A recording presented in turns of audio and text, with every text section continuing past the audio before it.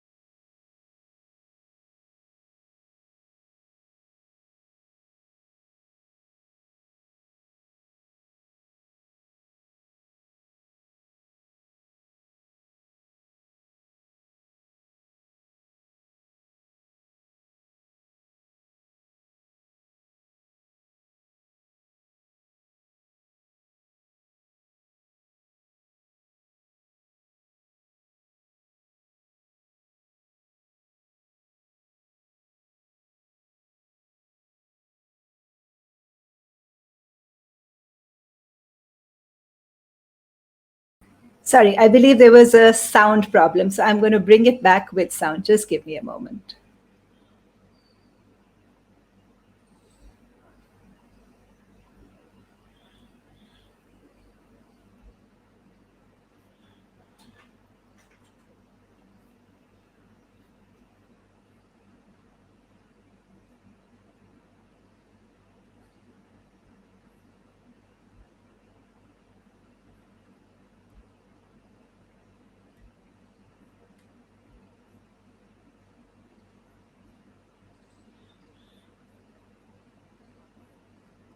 So much demand. So, for those of you who don't know Professor Bloom, he's the William Ebel Professor in the Department of Economics at Stanford University, a courtesy professor at Stanford Business School and Stanford Institute for Economic Policy Research, and a co-director of the Productivity, Innovation, and Entrepreneurship Program at the National Bureau of Economic Research. Now, his work on telecommuting has been cited and discussed in the New York Times and Wall Street Journal. So I can't tell you how delighted I am that we're actually able to have this discussion and jump into some of your research. So let me start with the fact that you did the first randomized experiment on the impact of telecommuting. Uh, I'd love to understand a little bit around what is it that motivated you to, start that research, and what were some of your big findings from that? Sure. I got interested in it because I used to work in McKinsey, the consulting firm.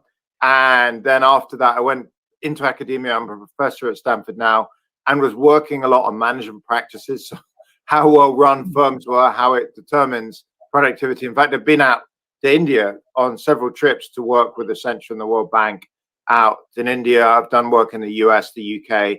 And I got interested in working from home really because it became clear that there's a certain way that you want to run firms to make them more productive and profitable. Like you're going to have performance monitoring and give, good employees promotions and bad employees retraining, and you want to collect data. So most of that's increasingly obvious and everyone agrees on it. The areas of work and management there's much less agreed on is what it's like being nice to people practices, maternity leave, paternity leave, job sharing, working from home. And there's much less consensus on that. And I was very lucky that in 2010, in the back of one of my Stanford classes, oddly enough, there was someone called James Liang, who was the founding CEO and at that point chairman of Ctrip, which was China's largest travel agency. It was worth about $10 billion on NASDAQ. So it's like a massive company. Very Stanford, that oddly this guy was sitting at the back of my class. And they were thinking about introducing working from home in their Shanghai headquarters. So, Shanghai, like London, New York, Mumbai, multiple large cities around the world is so expensive property-wise. They wanted to try and grow, but without increasing their footprint because office space is really expensive. And so entirely for that reason, they were considering working from home, but worried that employees would goof off. So they decided to set it up as an experiment. And I got involved in that and running a large scientific experiment on working from home. And we found that, in fact, working from home led to massive productivity increases, about 13%. So I published that paper a couple of years later. And, obviously the topic was kind of interesting, but not very lively until the pandemic, when interest in working from home completely exploded because everyone is now working from home. Actually, I found that experiment extremely interesting, not just because it was so well designed, but because of some of the findings. So, the fact that productivity went up. Interestingly enough, we've been doing our own research anecdotally and interviewing business leaders, and pretty much across the board, most companies do report an increase in productivity through the pandemic. And perhaps a year ago, if we'd asked them, we would have got a very, very different response. So, that finding was really interesting. I was also really interested in your finding that attrition fell and the general satisfaction with the workplace increased. And of course, so there were kind of three big findings, two of which you mentioned, one other I'll go through that's a bit hidden in the paper that's become a huge deal recently. So the three big findings: first, the productivity went up, which was a huge surprise. I have to say, Ctrip's view their basic business proposition is, look, we'll save a lot of money on office space, but people are going to goof off at home. So they're going to be lazy and watch TV and sleep. And, the joke is the three great enemies of working from home: the bed, the television, and the one of them. So they found actually productivity went up by 13% at home. And the two big factors were, one, it's quieter at home. So people, said, I can concentrate. And there were great stories. My favorite was the person that said, in the office, my office mate in the desk over, she clips her toenails under the desk with like a toenail clipper. And complained it was disgusting. It was horrible. You can't concentrate. So it's quieter in the office. Sorry, it's quieter at home. The other issue is people work more minutes at home. So these were call center workers. So they're making calls. They're on the phone basically all day. Making calls. And it turns out that at home they really start when they're supposed to start at 9, and they really work through the day. They take less time going to breaks. Lunches are less. Toilet trips even are less. So collectively, productivity is up 13%. So one thing, productivity is up. Second factor, as you mentioned, attrition is well down. So that's also really positive. People really like it and quit rates hard. The third factor that's a bit hidden in the paper, but it's a huge issue now, or will be. Promotion. Yeah, promotion. So Promotion. these teams were teams of people that those in the office work full time and those at home work 1 day a week in the office and 4 days a week at home. And you saw that for the people working from home, if most of their team members, which they were in this experiment, were working in the office, their promotion rate's almost half. So just to like think about this, it's basically saying if you have a team of 15 people and 3 of them are working at home almost full time and the other 12 are in the office, the 3 at home, their promotion rate's massively down. And the reasons they said is partly they've forgotten about, they're not there. And partly they just don't develop the managerial skills you need to be promoted. So that's the dark side that's come up, that's there, and it's a big issue. I think if we return to the office now and some people go in and others don't, a lot of CEOs and execs worry about that. No, and rightly so, actually. I mean, even before I read your research on this, a number of HR leaders whom we work with have expressed this concern that as we work into a hybrid model, and particularly if the hybrid isn't evenly distributed, and there are some people who work from office locations far more than others, then they're pretty concerned about what's going to be the impact of the lack of face time and sort of lack of personal mentorship on the careers of those who are working remotely. The other thing I found really interesting, Professor Bloom, about your study was the impact or the shape it sort of took over the months. So would love to hear about, what you found after your 9 months were up. And in this particular experiment, people were asked if they wanted to reconsider. Yes.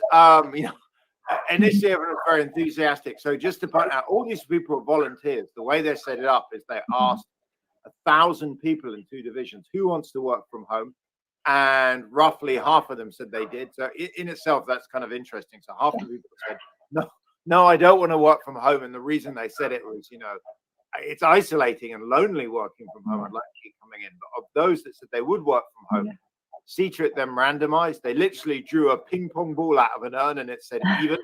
So even people got to work from home for the next 9 months, but 4 out of 5 days a week. Even birthday people. So if you're born on the 2nd, the 4th, the 6th, 8th of the month, you were at home for the next 9 months, 4 out of 5 days a week. And if it's odd like me on May the 5th, then you stayed in the office. And what they found is initially, everyone that opted to work from home is really enthusiastic. So this is great. Within, 6 months, particularly by 9 months when the experiment ended, they were beginning to get really depressed and kind of, it's so lonely, it's so isolating, I'm not enjoying this. And so at the end of the 9-month experiment, they let people re-choose. And it turned out that the majority of the experimental group decided to return to the office. And the stories we heard were consistently, it's very lonely, it's very isolating, particularly single younger people. So it's very relevant actually for Asian cities where apartment sizes are quite small. So I've spent a lot of time out in India and, Japan and China. Obviously, you can hear I'm British and I live in America. American and British houses and apartments or flats tend to be larger, spatially. Those in Asia tend to be often a bit smaller because the cities are very expensive. And these are not particularly good environments for young people to be working from home. So I think for younger single people living in small apartments, they don't want to work from home. What we tend to see, they change their minds. They're probably right now, those that are young and single working from home right now, for a year during the pandemic, are probably desperate to come back to the office. If you look in the data, I've collected a lot of survey data since. It tends to be older people that are married with children living in houses tend to be a lot happier working from home. Stay with them. Yeah. And I think in your later studies, particularly the paper that you, I think, published January this year, the large research of 22,500 people, you seem to suggest that there's also an uneven distribution across professions.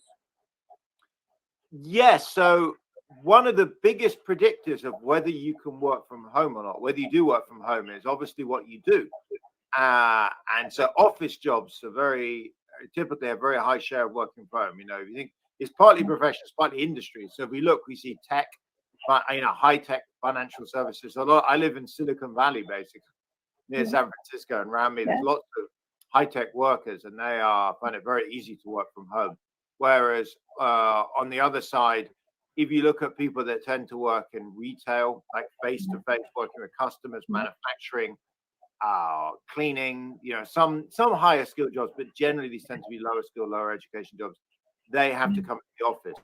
So it's very much driven by what you do, which tends to relate to, honestly, education and income. So what we've seen under the pandemic is basically wealthier, university graduates have been able to work from home because they tend to do office managerial professional jobs. Less educated, people that left school at say, 13, 15, 16 are much more likely to have to come in to work every day because literally they have jobs that do not allow them. And what's been your experience around young parents? We see in the date, well, there's two things. Under COVID, it's obviously really hard. So I know the US data, just over half of American employees have children aged 18 or under in the house. And in the US, schools are shut. I don't know the situation in every other country. I know the UK, they're also shut. And that's caused tremendous issues for parents, particularly young parents. I actually have 4 kids. My youngest is 5. And it is not easy. All 4 of them are at home right now because schools are closed. They're doing Zoom school. That it makes life definitely harder. The other question is post-pandemic, when schools reopen, you see in the data that parents of young children prefer to work from home. So people that have kids age 5 or under at home seem more keen to work from home. We just asked them, would you like to work from home, and ask some other data. On average, for people with a university degree, they report about 50% of people say they would like to work from home most days. If you look at those with kids, that goes up to more like 60%. So it increases it. It's not huge. I would say amongst those with the university degree, the typical choice is to work from home 2 to 3 days a week and to come in the office 2 to 3 days a week. So on average, people want to mix. Some, of course, around a quarter of people want to work from home full time, and a quarter never want to work from home, and a half is somewhere in between. So I'm going to refer to the recent survey study that you did, because I think that's really interesting, and it points to some of what we can expect happening. And I know that your research is based on a US sample, but I think we're seeing a fairly similar trend in the organized sector, at least in India. So I was very curious about one of your observations that employees want more flexibility, perhaps, than organizations are comfortable with at this point. Yes. So there's a huge choice, and I've talked to so many execs. I should say, where I'm coming to you from in terms of what my information is I've been surveying 2,500 Americans and 2,500 British working age employees for many months, going back to the beginning of the pandemic, surveying around 1,000 companies a month in each country, and also talking to a lot of executives, including, in fact, Indian nationals. Like I was talking to Satya Nadella earlier this week of Microsoft, because I'm talking to a lot of tech firms, and many of the senior executives actually were born in India because of the success of the Indian community in tech in the US. So I've been discussing with a lot of companies about policies, and there's kind of a trade-off. It's a tricky trade-off over how much choice to give employees in terms of working from home post-pandemic. So on one hand, there's the view, and I remember talking to a large high-tech firm here, that the CEO, she felt very strongly about this, said, look, we see in the data, people have very different preferences over how many days a week they want to work from home. As I mentioned, around a quarter of people want to work from home full-time. They love it. A quarter of people don't want to work from home at all. They want to post-pandemic come in 5 days a week, and the other half are somewhere in between. So she said, look, this is America, this is India, this is Britain. You should let people choose. We're free countries. If people want to work from home 5 days a week, that's great. Let them do it. They'll be happier doing what they want to do. So that's one view, and that was actually even my view about a year ago, at the beginning of the pandemic. On the other hand, is the realization that if you look in the data, who wants to work from home, as we discussed, is not random. It tends to be the preferences to work from home higher with people with young kids, tends to be a bit higher for women, There are other groups that I don't have in our survey here that, for example, people with disabilities, maybe some religious groups, people want to work from home more, people that live further out from the office. And given those working from home, as we discussed earlier, if your colleagues are going into the office is associated with lower promotion rates, I worry if we let people choose, you could find that, say, single young men come into the office 5 days a week, they therefore get promotions, and then 5, 10 years later, the whole firm has, single young men managers. And clearly that's a big issue. So I am actually not in favor of firms letting employees choose, because I worry about this diversity issue and implicitly a discrimination issue, issues with lawsuits. You can imagine what happens 10 years from now. There'll be a huge number of lawsuits, and correctly so.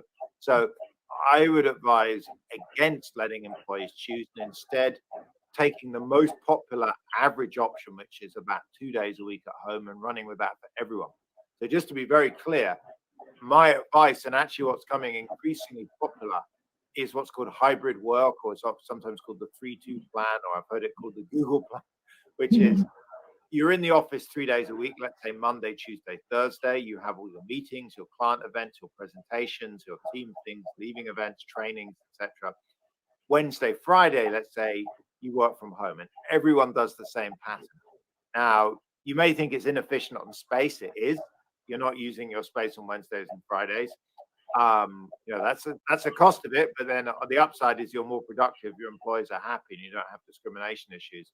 Of course, if you're a really large firm, you can break things down by teams if the teams don't work that closely with each other. Imagine you have a corporate team and a residential team, saying they do different tasks, they don't work across the teams. One team could come in on Monday, Tuesday, Thursday, the other team could come in Wednesday, Friday on week 1, and then they could switch on week 2 and keep rotating. So that's the simple and the more complicated versions. But basically, people should come in the same number of days within a team each week and on the same days, and this should be planned in advance, because we have kids and spouses and work lives outside work, and we need to better plan these things. So we can't, for example, on Sunday night, the manager say, right, this week come in on Tuesdays and Thursdays. It's very hard to plan. So that's a really interesting point, because I think all organizations at this point are trying to draft out their policies. And because nobody's been here before, everybody's sort of making a guess of what's going to work better. And as you spoke about, employees having preferences, so do leaders. There are leaders who seem very clear that they want everybody in office, and there are several leaders who say, they love the flexibility that they're able to give their employees, and they see that as a positive tool to retain talent as well, who seems to have expressed this preference. So I think that's a very, very clear guideline. I'm wondering if you have any thoughts around what kind of work would be better done in an office setting versus at home. So great. So quickly on the leaders, what's interesting, by the way, is when I've spoken to CEOs and executives, even though in the media they get presented as having very opposite views sometimes, I don't think they're that far apart. So to give two extremes, David Solomon from Goldman Sachs said that working from home, in quote, was an aberration, quite explicitly said it. Whereas Mark Zuckerberg from Facebook, say last May, said Facebook would endorse and support working from home indefinitely.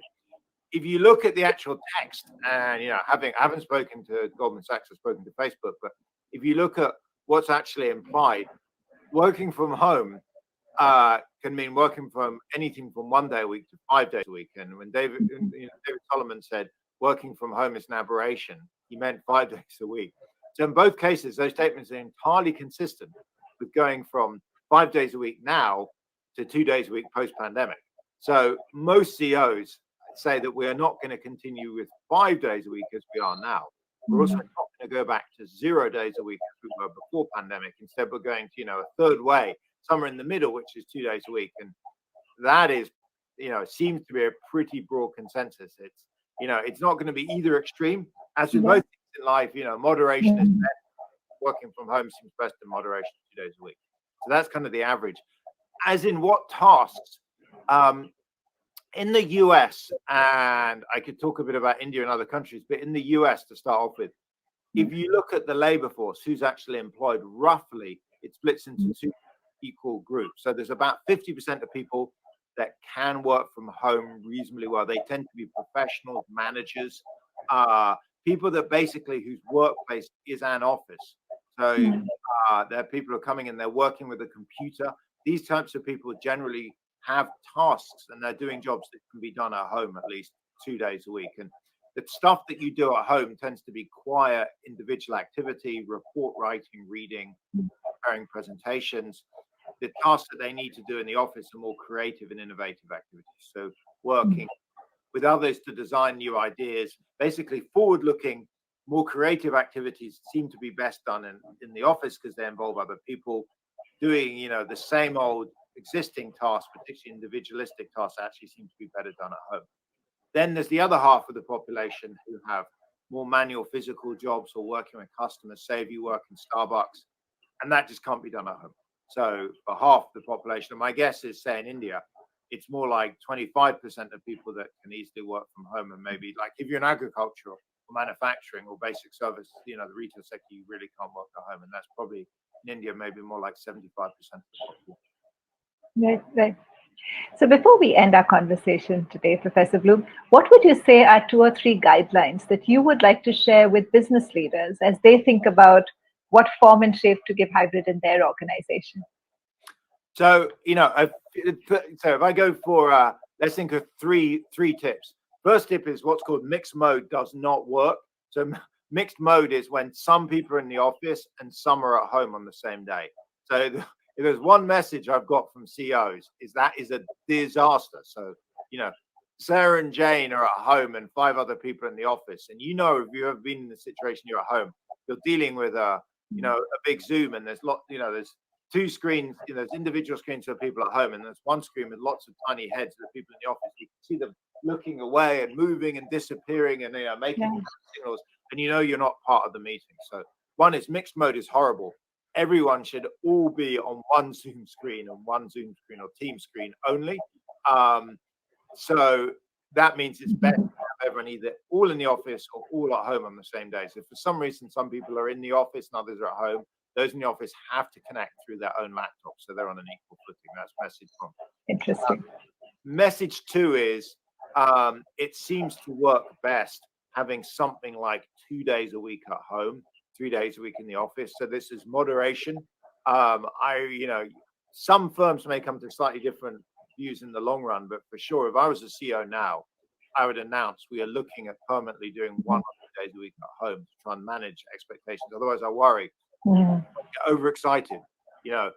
They think it's going to be 5 days a week. They buy a house on the beach, 100 miles away, and then get very upset when you call them back to the office.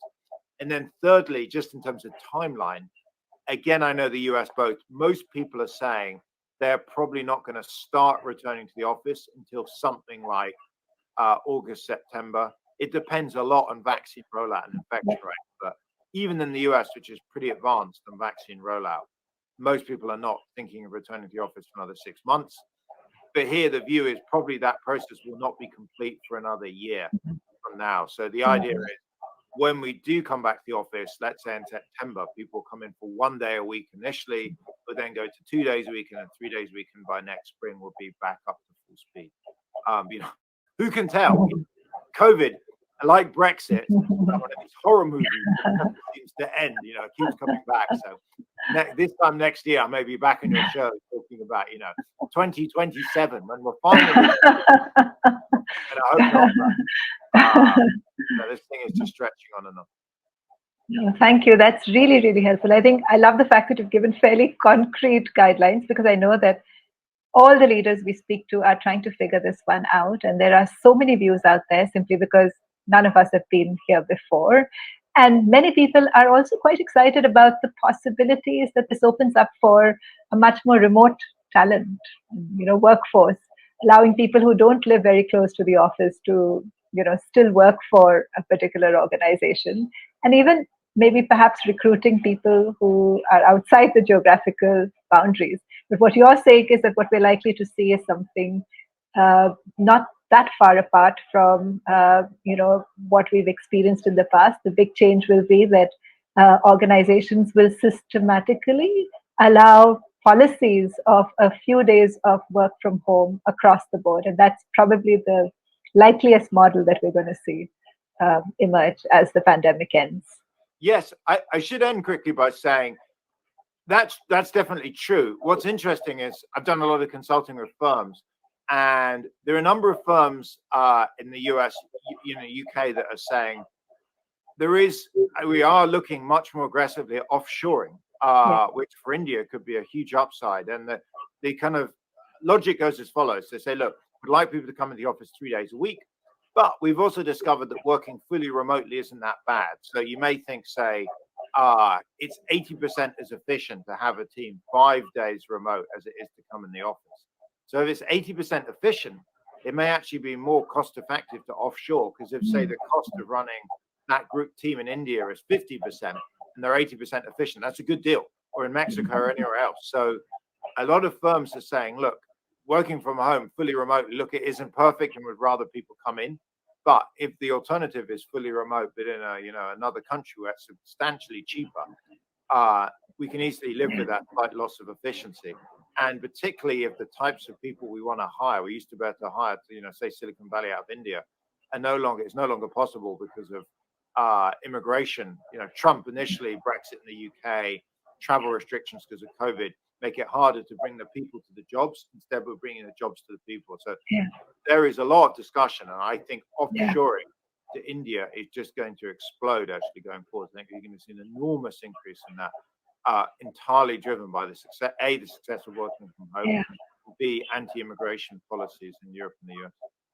Now, interestingly, we're seeing that in India too. So, for instance, high-tech companies or organizations which recruit people with limited skills, as soon as the pandemic sort of was underway, they immediately opened out the recruitment process to people who were located anywhere, pretty much. Right. So, now having recruited, I don't see that shifting all that quickly. So, I think it's really open. There's been a huge psychological shift in what is possible remotely in the course of this year. So thank you, Professor. Sorry, go ahead. No, thank you so much. Really appreciate it. I loved reading your research, and I am going to share that along with this, on the event page for this. Also loved hearing your very, very specific guidelines, some of which are actually quite different from what we've been hearing largely around us. So appreciate it. Thank you so much for being on the show. Thank you very much.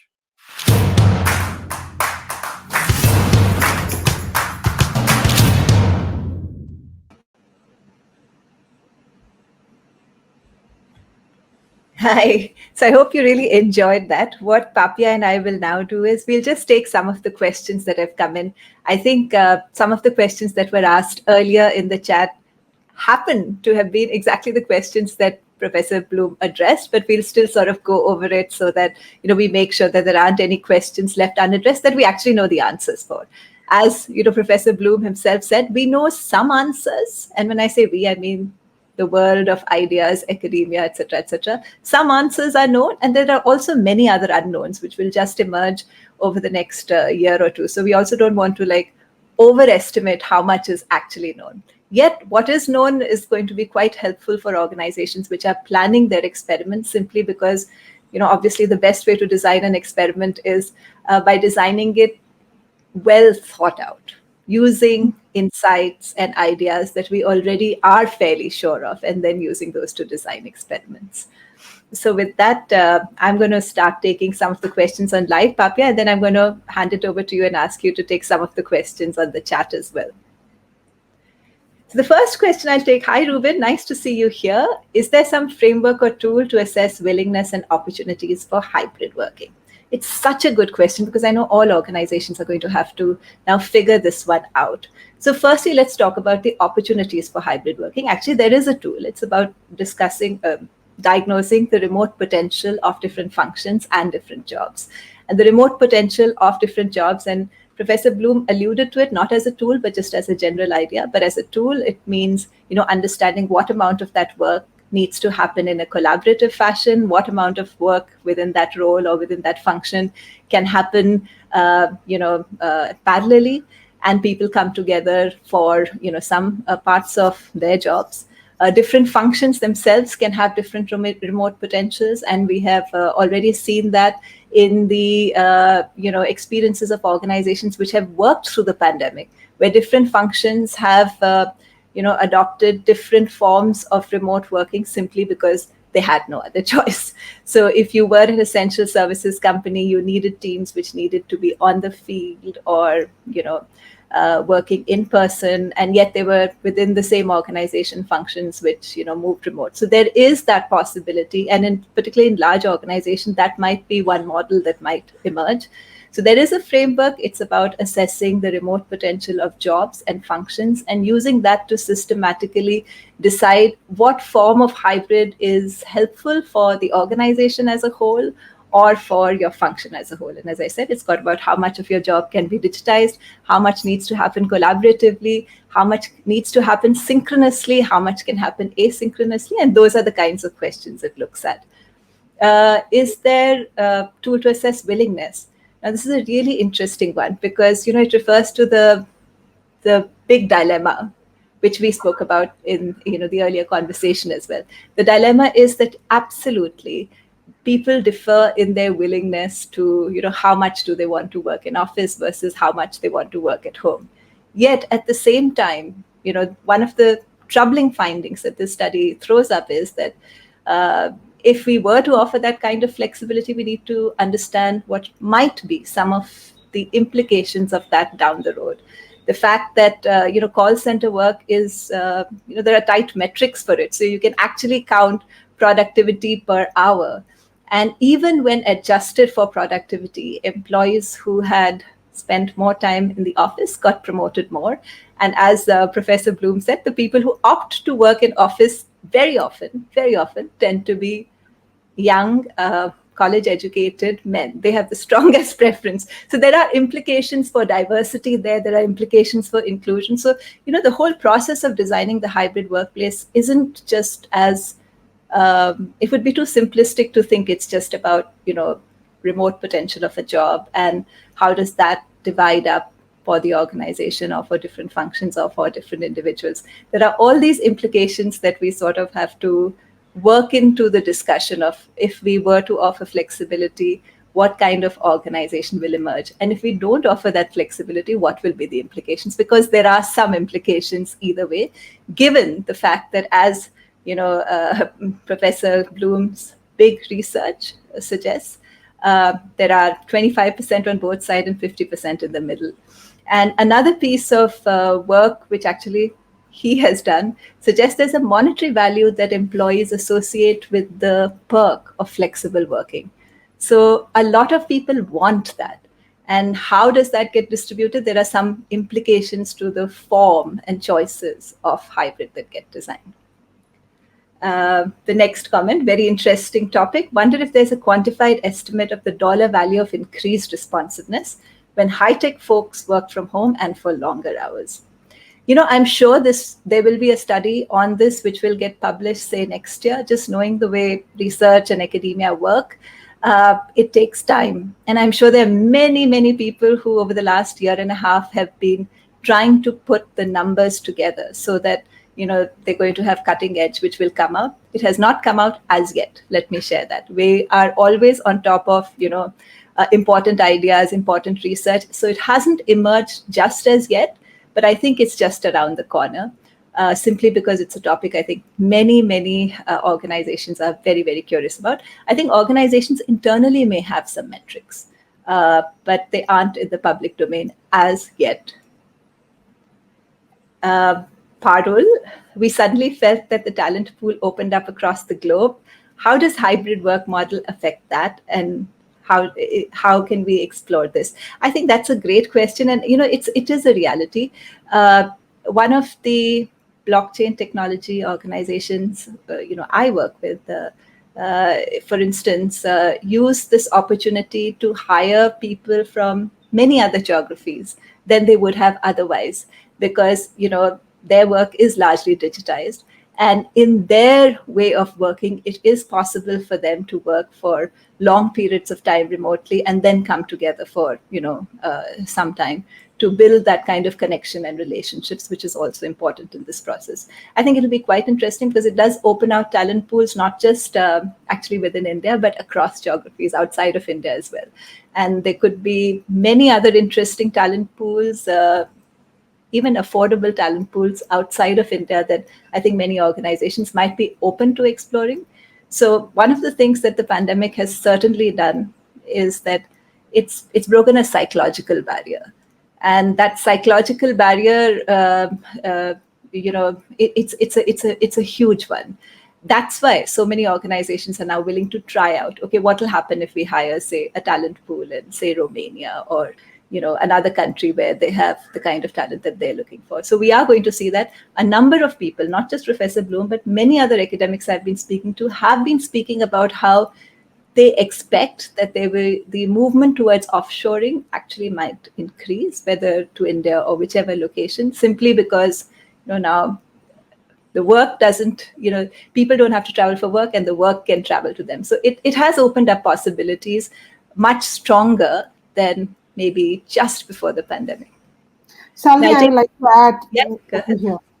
I think, Parul, there are two pieces. One is that how are we managing the hybrid for our own staff or the regular employed staff in the organized sector. We are also seeing a huge rise that is happening for the gig workers. And most of the organizations are quite okay to have the gig workers completely remote. We see we are talking about in India 130 million people working in gig, and most of these workers are completely remote. They're managing on their own. And the same when we are looking at all the freelancing sites that you will be going in, you will find that there are more and more opportunities that are coming for global organizations which are now open to have their gig workforce coming from any part of the world. So we see that talent pool for complete remote increasing through the gig workforce. Yeah, thanks for sharing that. No, absolutely true. And actually, if you've been following the show, we've done quite a few episodes on rise of flexible work, rise of gig work globally, and what's happening in the United States, what's happening globally, what's happening in India, because this is a huge trend, and it integrates very well with flexible working. So we are going to see the two trends go parallelly in many organizations. Um, the next question. Interesting notion that folks present in the office, irrespective of business results or impact, will progress more.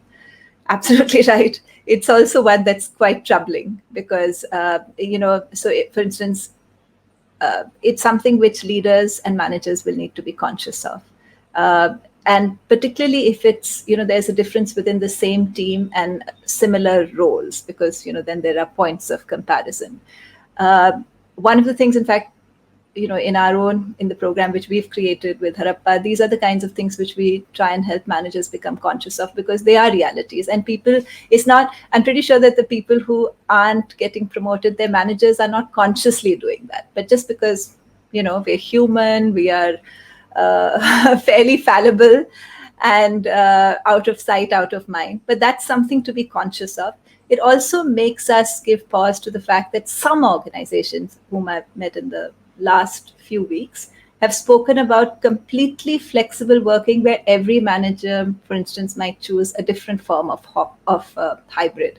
So, there are all these implications that I think one will need to think through, because it's not as simple as that. The behavior that the leader role models, for instance, on what exactly is acceptable in such circumstances has huge cultural significance.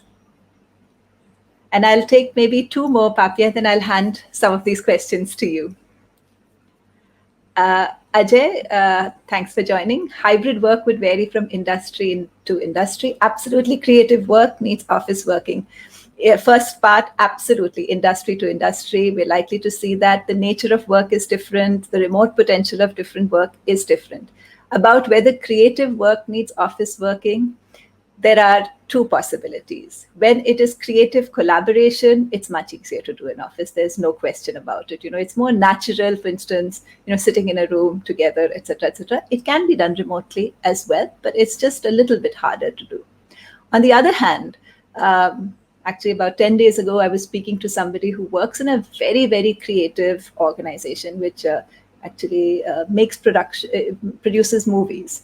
And they also spoke about, however, thanks to this experience, they are now open to hiring people who are, say, writers, writing, say, about, say, Madhya Pradesh, some story set in MP, and they're sitting in a small town in MP.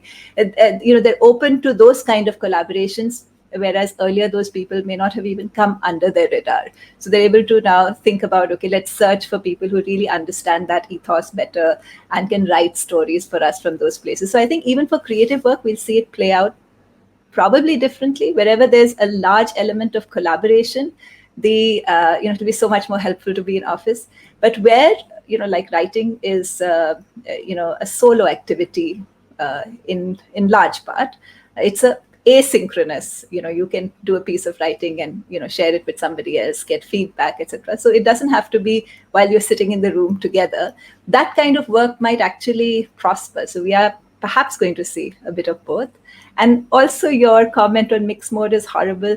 I think it is true. It's really hard to do justice to.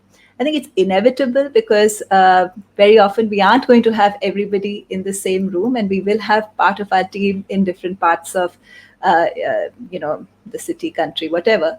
But it is complex, and therefore, Professor Bloom's suggestion was that if that's going to be the case, then everybody should log on to the same platform, so that there isn't an inherent advantage to those who happen to be in office that day. So there are all these finer points that being conscious of will help leaders and HR professionals design their hybrid workplace much better.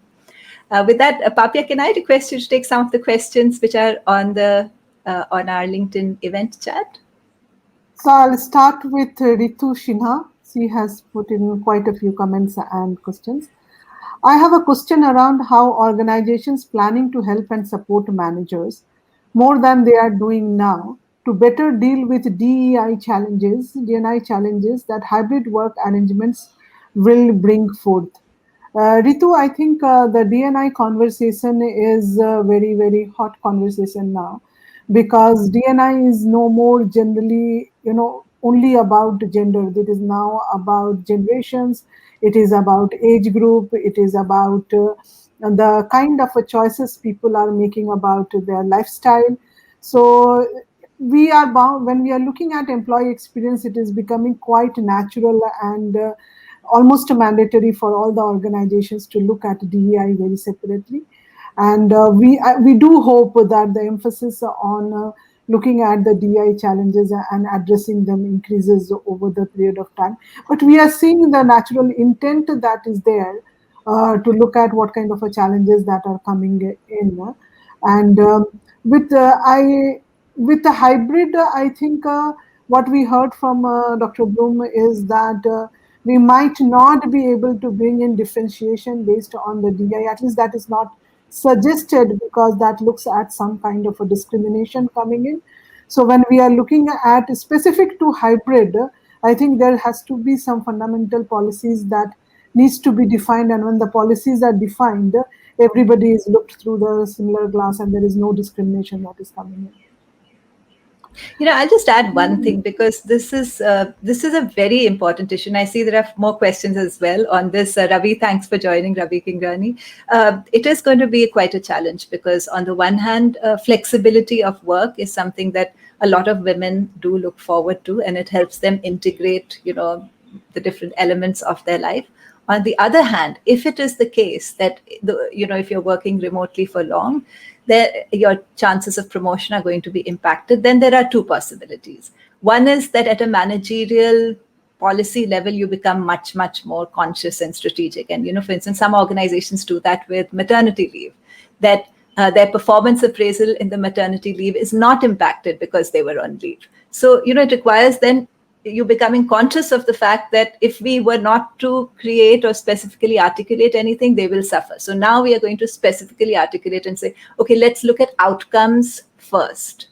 and then anything else. So that's one route it can take, that you use that flexibility to make life easier for many people, but then layer that flexibility with a lot more consciousness that you are in fact being outcome focused, and you are in fact offering coaching and mentoring just the way you would with someone who is present in office a lot more. Or the other option is, if that isn't your organization's cup of tea, that you say, okay, we will do away with that by saying, okay, it is the same across the board. In our team, or our part of the organization, everyone works whatever, Monday, Thursday, Friday, and that's that. And you arrive at that by having some kind of conversation with enough people to see what's the medium path that will work best for most of the people in your organization. So it is a pretty tricky part, particularly in India, because this pandemic has been terrible for women in India. So many women have lost their jobs over the last year as organizations have downsized. Our labor force participation has dropped significantly. So it's going to be a very, very tricky, no simple answers here, but lots of things to be conscious of as we design this. Sorry for jumping in. No, no. So I think the second question that the from Sunil Sa, though the future belongs to hybrid working, some issues need to be addressed, like dilution of culture, the impact of culture as the workforce becomes dispersed. Remote workers may end up getting lower performance evaluations, smaller raises, and fewer promotion than their colleagues in office. Seamless connectivity with those working remotely are not effortlessly connected with those in office, and there will inevitably the disparities, silos, and the knowledge loss. Sunil, absolute relevant points, and what we heard today in the conversations were very much similar in the line that when we moving to hybrid is not going to be very easy. It is not like a one size fits all approach that will be, and we have to be very, very clear about and conscious about what kind of a discrimination might come in, because it is a human nature that we like people whom we see working. It is not only the outcome based, because it's quite naturally most of the organizations are becoming more outcome focused, and that has come out of remote, where we have started, where it is becoming more and more important to be outcome focused. But there is a human need to see the people working, and quite naturally the people who are working remote for longer might have some disadvantage because of that. So organizations will have to work in, and it is not just a policy. It is not just about technology. It is about looking at how do we build the overall organizational culture. And organizational culture for hybrid, I think, needs to be thought through, and employee experience needs to be accounted for with whole employee participation, and then going on in defining what is the culture that we need to build. So there is a lot of work that requires to be done to rethink the way we are going to build the culture for hybrid. Yeah, I think very well said. See, for organizations as you move to hybrid, just be conscious of the fact that it's not just about designing how many days to come into office or not. That's certainly important, and it's an important starting point. But there is a mindset shift which is needed for all of that to come together well for you, to bring out the best in people. And there are some very specific elements to the kind of mindset shift that will be needed. For instance, just as an example, it needs far greater training or consciousness of outcomes, outcome assessment, because that's really going to be critical. At the same time, you need far more strategic clarity within the team on, who's doing what, why, how are different people, contributing. You need much greater levels of trust, because you need to be able to then give people the flexibility to organize their work in a way that works best for their own productivity. So there are all these mindset shifts that are going to be quite important when you introduced hybrid. And just as Papia said, we are finding this troubling outcome that people who aren't in office as much and don't have as much face time, their career progression, without any level of consciousness, it will suffer. So what do we do then to compensate for all of that? So it is a much larger cultural conversation than just designing, how many days in office and how many days working from home. I also realized we're on the hour, Papia. So shall we take one last question? And So there is one interesting observation. There's Uncube should do a survey to assess the state of affair in Indian companies struggling to implement the hybrid model. I don't have the name, but I think this is a very, very good suggestion. And some of it we have done. Actually, beginning of the year, this year, we conducted a study around hybrid working, which had more than 40 organizations participating. We spoke to 100 leaders, and we had done survey, which was participation around 1,000 people. And some of the hybrid challenges that we came through, we were quite happy to see that similar points were raised by Dr. Bloom today in his conversations. So we found that there was quite a bit of a similarity between what he has found and what our survey revealed in the Indian context. yeah, thanks, Manvi. This is Manvi's question. Now, before we leave, just one last, because this question is so, interesting. So one more consideration on employee bonding with an organization. Any insights on this relative to attrition? So see, here's the really interesting finding. The finding from this experiment was that attrition became half. And attrition became half because people found it so much easier to integrate into their lives. We're also seeing that because people are valuing flexibility as a perk. That means that, when they're deciding between two organizations, this might in the future become one of the factors which they use to consider. We are likely to see that, employees are going to be more and more drawn towards organizations which offer some form of flexible working. Yet at the same time, it's much easier to build connections meeting in person. That is also true. So there is a balance of both that, how do we use in person office days for a lot of what we call intensely human interactions, whether those human interactions are things like collaborative brainstorming, learning from each other, sharing experience, or whether they are just the let's go for a chat and have coffee together and get to know each other beyond the task. And that's also a very, very important consideration in the way a good hybrid model can work. So with that, Papi, I realized we're on the hour. We ran out of time. I hope all of you really enjoyed our conversation. I think the hybrid workplace is going to be a very, very interesting learning experience for all of us. There are some things we know already, and I think it makes a lot of sense to integrate those findings, those ideas, those pieces of understanding, those tools and frameworks in the process of your designing your hybrid workplace. But there's also the reality that there'll be much, much more that's going to emerge over the next 1 year.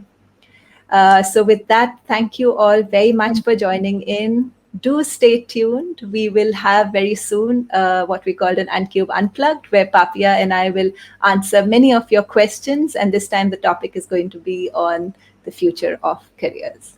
So with that, thanks very much for joining us. Have a great weekend. Bye for now. Thank you.